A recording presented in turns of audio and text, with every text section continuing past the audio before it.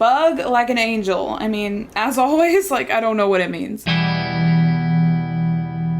Today I'm going to be checking out Mitski's new single. I didn't realize that she had a single out until I posted my reaction to your favorite songs and someone let me know, so thanks for letting me know because I would like to check it out. It is called Bug Like an Angel and it's off her upcoming album that's coming out in September, which honestly had no idea. I had heard rumors floating around that she was quitting music, so I sort of had the interpretation that she was done making albums, which I don't know why I believed that so easily because like I had never heard it from her own mouth, but she does have an album coming out in September and it's called something really funky. I can't even read the album title on the album artwork. It is called The Land is Inhospitable and So Are We. That is quite a title. To be fully honest, I did not like Laurel Hell. I think I got through like 3/4 of it before I just could not do it anymore. I love some of Mitski's other albums and other songs, but that album, I just did not like it whatsoever. So going into this song and this album, like I'm a little bit nervous if she's switching up her sound or just it's not gonna speak to me as much as some of her other music, but I'm interested in checking out her new single at least and seeing how it fits into my life. Yeah, I would say the only reason I haven't done her first 2 albums is like this is so bad, but like the album artwork, I'm just like, what is going on there? And they don't speak to me as much in terms of like the titles and stuff. I know that's really weird to say, but I would be interested in some point if you guys think they would be worth checking out. But yeah, let's check out Bug Like an Angel. I don't know what that means. It's been a minute. I have been missing Mitski. Wait, I low-key love that. There's a bug like an angel stuck to the bottom of my glass with a little bit left. Sometimes a drink feels like family.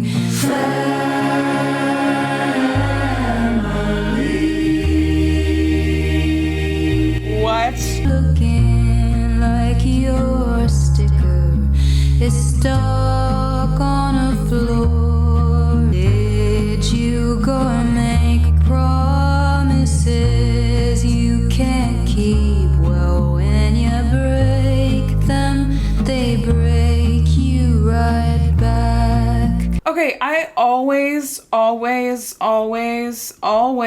manage to underestimate how much Mitski is going to shock me with her production. It gets into it and I'm like, oh, this is such a chill, nice little vibe. And then she always shocks me with something. Every single time. She jump scares me. She loves to do it. It's another day listening to Mitski, for me, at least. I really like this guitar. I mean, if you know me, I really love an acoustic guitar and it's very nice. It's very like calming. Her voice is nice as always. She's saying something that sounds really deep. She said, I drink and it feels like family. So she kind of drinks in order to feel some sort of company and to forget her loneliness for a period of time. They break you right back.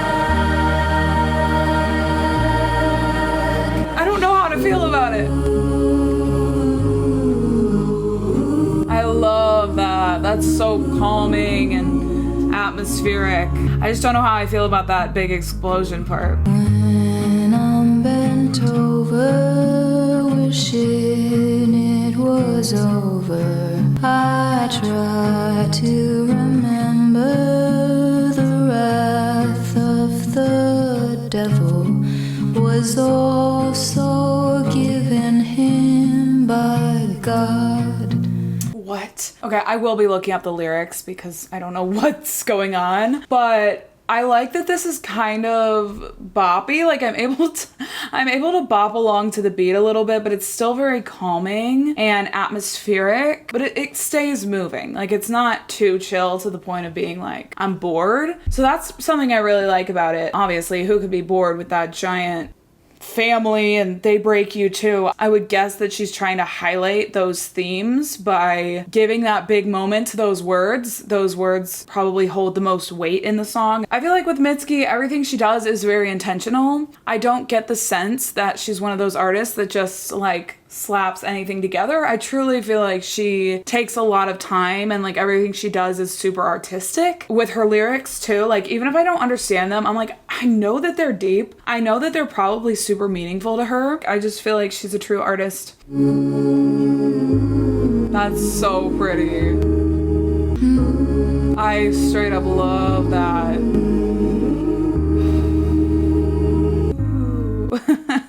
And that's it. That's all she wrote? Or is she gonna do something at the end? Okay, that's all she wrote. I kind of want to listen to it again just because I'm like, what? Can I listen to it again? Do you care? I really love that guitar part.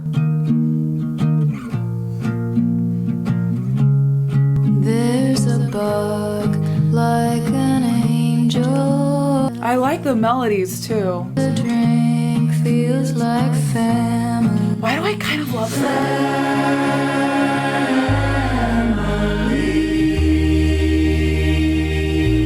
Why do I kind of love this? I think this is hitting harder for me on second listen. It's one of those songs that I feel like the first time around, I was like, all right. And second listen, I kind of love this. I love the melodies, her vocals. I just think it's really beautiful. And like, I don't know, I just wasn't sure if I would like this song or not after hearing Laurel Hell, but I really am loving this. I'm still not sure how I feel about like the explosive moment. It just kind of takes me by surprise, and I know that's probably the point, but it doesn't really like make sense to me yet. I feel like maybe if I listen to this song a few more times, I'll kind of get it, but maybe it's not supposed to make sense. I don't know, but like, it just is so random. Break you right back.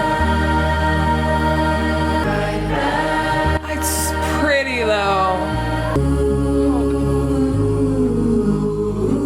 That is so freaking beautiful. I'm conflicted because it's pretty. Like, it's pretty when she goes up into all that layering. It's so layered. It's so big and grand. I can't fault the fact that it's pretty. Like, the vocals are gorgeous, but like when it comes in, I'm like, why are you here? So it kind of throws me. But like overall, I actually think this is a gorgeous song, and I'm really glad that I checked this out.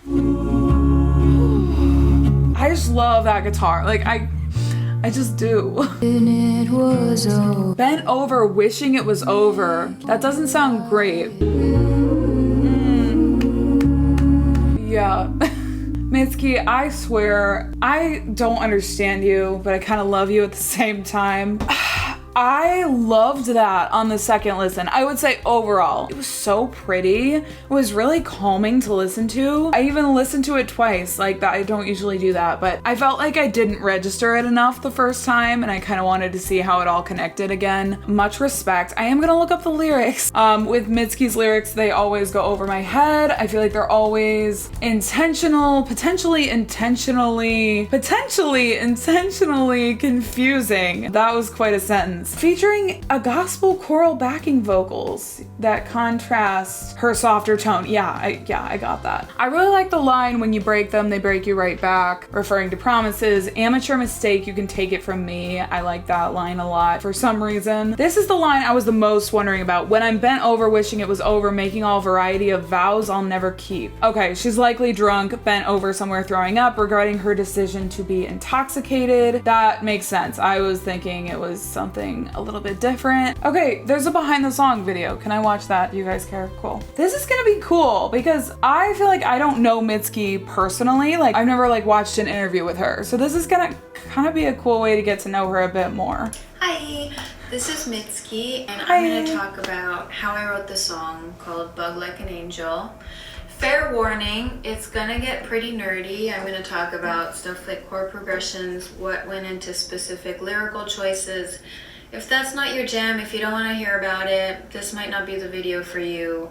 Or if you're like me and sometimes you don't want to hear an artist's intention behind the song because you want to decide what the song means to you, that's totally fair. And usually I'm like that. Bug Like an Angel starts with these 4 chords in this order: D flat major, A flat major, E flat major, B flat major, and it's gonna stay in that sequence for basically the rest of the song except for one time, which we'll go over later. And I wanted all the chords to just keep going in that progression because this song is about addiction, and I wanted to show musically somehow. The cycle that of addiction. Addiction is basically a cycle. You're just kind of stuck in this. Okay, she's a genius. Like, she literally is a genius. I told you, she does everything with such intention. And I do remember seeing a little snippet on Instagram where she said that she wrote this song about addiction, but I totally forgot about it. And then I listened to the song having forgotten that she said that. So, okay. I mean, obviously I got that meaning with the lines of the song, but like, everything she does is intentional. Like, I told you. I love being right. Over and over, it doesn't end. And yeah, I So mean, that's the intention behind having the same chords over. So I love you, we have Mitski. that and then I wanted to do a little twist, a little change, a little surprise. Yeah, got that. In the middle of what we think is the chord progression at A flat major instead. Woohoo! A flat major instead. I'm gonna oh, wait, hold on. Live performance? Hold on. There's a bug like an angel stuck to the bottom. And I wanted to do that because I wanted to give a feeling of being off balance. Because again, this is a song about addiction, and that's not exactly a balanced state. And I wanted to figure out ways to express that state musically. She's such a freaking little genius. Lyrics are, there's a bug like an angel stuck to the bottom of my glass with a little bit left. I like to start songs, not always, but sometimes it's useful to start songs with descriptions so that you can hopefully immediately paint a picture in your listener's head. Imagery. For this, I wanted to paint a picture of someone drinking something out of a glass, and there's a little bit left in the glass, and they're drinking like this, and they realize there's a bug stuck at the bottom of their glass, and because it's stuck like this at the bottom and they're raising it, it looks like there's an angel in the sky. Oh. And since we get, later on in the song, we get more into things like God, the devil, etc., I wanted to open the song with imagery of an angel to sort of set the tone. Okay, so we have a description. After the description, I wanted the protagonist to say something about themselves. The protagonist? To, like, introduce themselves. She's such a writer. As I got older, I learned I'm a drinker. She's such a writer. She speaks and you just see so much intention behind the writing, and I knew that was the case. I mean, from the frickin' moment I heard her songs, I knew that she was a writer, but like, it's so interesting to see the meaning. I don't usually watch these behind the song videos ever, but I'm really glad I checked this out because I feel like this is just fascinating. Truly fascinating to see her thought process behind this song. Family, that's the first big jump scare, and you know I love jump scares in my songs. I'm sorry, I just feel so known right now because I knew it. Like, I mean, I always refer to them as jump scares, and then I'm like thinking in the back of my head, like, what if I'm just thinking it's scary to me and like to everyone else this is so normal? She just confirmed it. That made my whole entire night. Out of nowhere, a choir comes. I'm quite proud of that. I love her. I also wanted that to be the first big emotional moment. Saying the word, just wanted to evoke that sort of intensity with a choir as well. And then the second verse.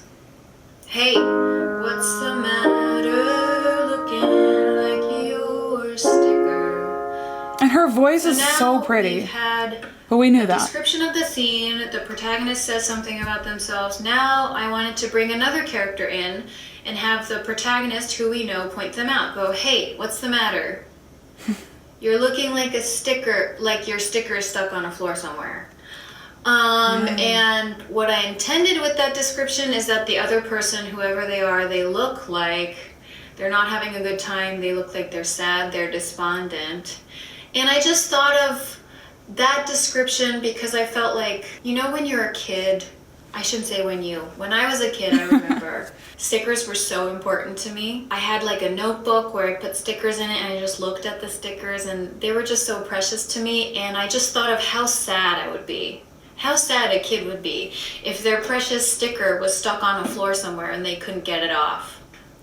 So She's so precious. that's the kind of sad feeling I wanted to express, and I wanted the protagonist to say a simile that evokes a feeling of them knowing what it's like to be around kids. Maybe they're a parent, maybe they're a grandparent, maybe they had kids in their life. Most of the things you as a songwriter put in your songs, your listener's not going to pick up on. That's what's fun about writing songs, is putting all these descriptors in there and these little Easter eggs just for yourself, and kind of expand the world you're building, if only just for yourself, even if no one else in the world gets what you're talking about. And I think that's the real fun about songwriting. Because this is, did you go and make promises you can't keep? Well, when you break them, they break you right back.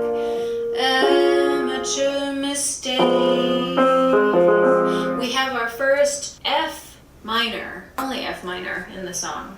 Again, with a simple song like this, there's not a lot of tools you have to bring something unexpected to the listener. So, that's a new chord that we haven't heard before, and it hopefully brings the listener back in, gets their attention again. And I've always talked about this when listening to Mitski. She builds her songs in such a cool way. I feel like she always keeps it growing and moving, and she does add a lot of things to keep your attention, because she writes music that a lot of the time is more chill. I mean, she does funky things with her production, and she does the jump scares, but a lot of the time her music is pretty chill. It's pretty laid back. And when that's the case, like, you have to do things to bring the listener to attention again, exactly as she said. And so I think she does that so well. I've always talked about the builds in her songs, and like, that's something I really, really respect about her, is just like the way her songs are made and like crafted. You don't feel like skipping. You don't feel like it's too repetitive or too similar. So she's kind of just confirming all the things I've always said about her, which I'm not gonna lie, it's kind of an ego boost. They break you right back.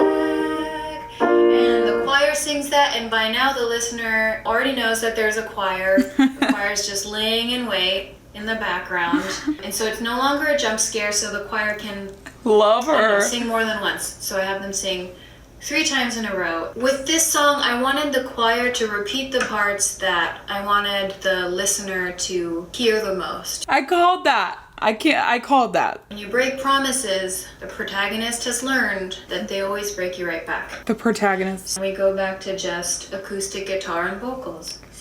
And for the third verse, I wanted to have the protagonist say what they really wanted to say all along. Now that we've gotten the description of the scene out of the way, we've introduced This is so freaking interesting. the protagonist, who they are. I want to quiet down and have the protagonist say what they really, really wanted to say. When I'm bent over, wishing it was over, making all variety of vows I'll never keep.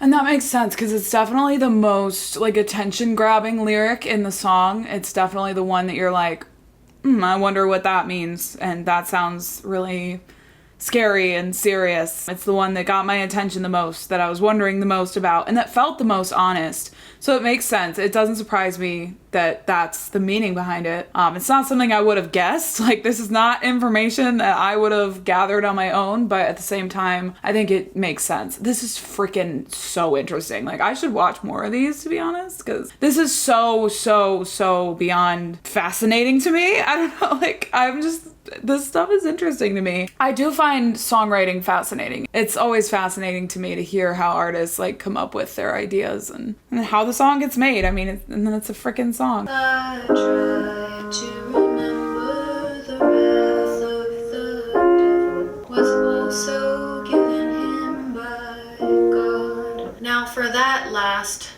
line about the devil and God, I wanted the listener to have the option to take 2 main meanings away, depending on what they want out of the song. I mean, of course you can take even more meanings from it. You might think of meanings I've never thought about, and that's beautiful. But for my intentions anyway, it was one of 2 options, a positive or a negative, a pessimistic or optimistic option. The optimistic ending is that the protagonist is saying, well, when I'm bent over and I'm at rock bottom, I try to remember that the wrath of the devil I'm feeling right now, the suffering I'm feeling right now, was also given to the devil by God, because God created the devils as well. So maybe all this suffering I'm feeling has some sort of meaning or some sort of thing I can learn from, something positive from it. So that's option one. And then pessimistic option is that, again, the protagonist is bent over and at rock bottom and making vows to God, like, I won't do this again, yada yada. But then it occurs to the protagonist, maybe this suffering was also given to me by God via the devil. So maybe God intended this suffering for me, and maybe there's no point in asking God for help because God wants me to suffer. So, I don't know, there are various interpretations that you can take from it, and I wanted it that way. I wanted the listener to take whatever they need from it. So after we've spoken about God and the devil and the like, I wanted to end a bit churchy. So we have the chorus go, That's part of the song. and that's the song. And thank you for watching this incredibly long video. I hope that thank you for listening. I loved every second. I wanted that to go on for like 20 more minutes. And I don't know. I love her. I love Mitski. I have so much respect for her. That was fascinating. Loved the song. I really did. So much more respect for it too, hearing the intention and the meanings behind it. As far as like what I took away from it, I don't know. I think I'm still figuring that out. But I liked it, and I am excited for the album now. Mitski, you are a true artist. You really are. Gets me every time. Yeah, I'm interested to know what you guys think of the song. Thank you so much for watching, for being here, for hanging out with me. Thank you for liking and subscribing and all of the things and supporting my channel. I will see you guys in the next video. Bye.